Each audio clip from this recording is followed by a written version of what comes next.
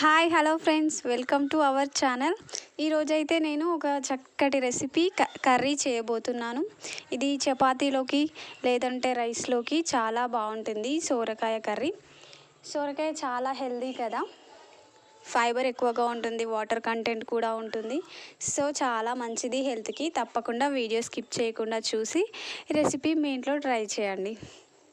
Okay friends, ముందుగా అయితే ఒక కడాయి పెట్టుకున్నాను. అందులో గ్యాస్ ఆన్ చేసి కడాయి పెట్టుకొని అందులో కొద్దిగా ఆయిల్ అయితే వేసుకుంటున్నాను.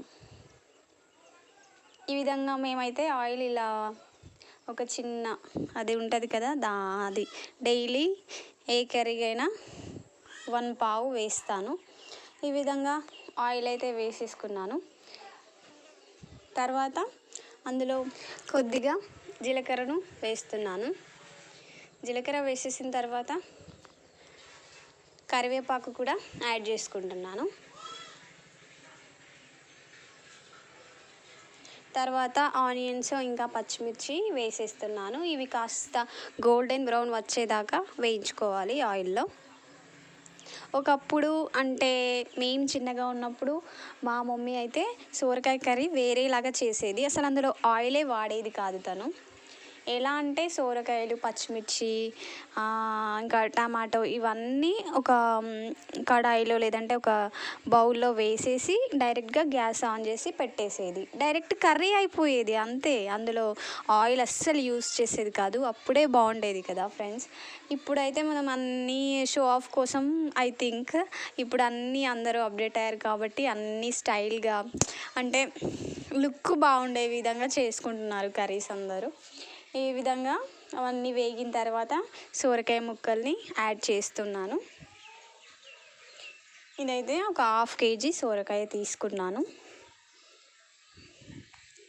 బాగా ఒక్కోసారి కలుపుకొని తర్వాత ఒక 1 టేబుల్ స్పూన్ లేదంటే 1.5 టేబుల్ స్పూన్ పసుపును యాడ్ చేసుకోవాలి. ఇందులో మనం కారం పొడి యాడ్ చేయం కాబట్టి కొద్దిగా పసుపు ఎక్కువగా వేసుకుంటేనే లుక్ వైజ్ బాగుంటుంది, తినడానికి కొంచెం టెంప్టింగ్గా ఉంటుంది.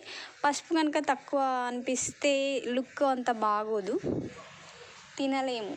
ఫస్ట్ ఆఫ్ ఆల్ మనకి బాగుండాలి తినడానికి, చూడడానికి. ఈ విధంగా కాసేపు అయితే మూత పెట్టుకొని ఉడికించుకోవాలి. ఉడికించే ముందు కంపల్సరీగా సాల్ట్ వేసేసుకోవాలి. సాల్ట్ వేసుకుంటే తొందరగా ఉడుకుతాయి ఏ వెజిటబుల్స్ అయినా కానీ. చూడండి,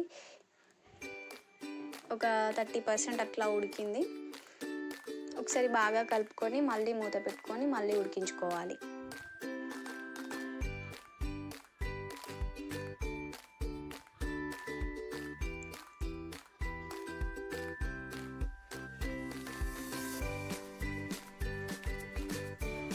ఇంకా ఉడకలేదు, ఇంకొక 5 minutes అట్లా ఉడకనివ్వాలి.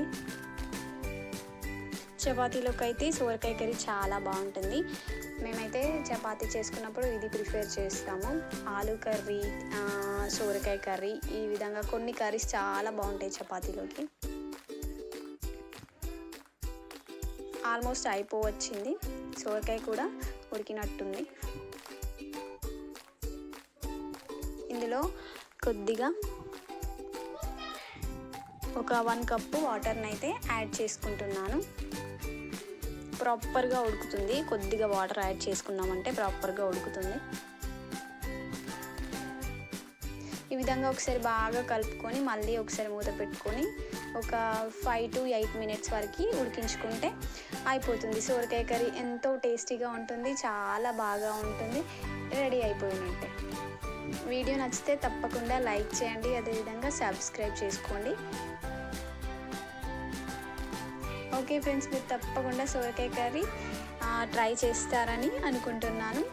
కొత్తగా వంట రాని వాళ్ళైతే కంపల్సరీగా ఈ వీడియో తప్పకుండా వాళ్ళకి యూజ్ అవుతుందని అనుకుంటున్నాను.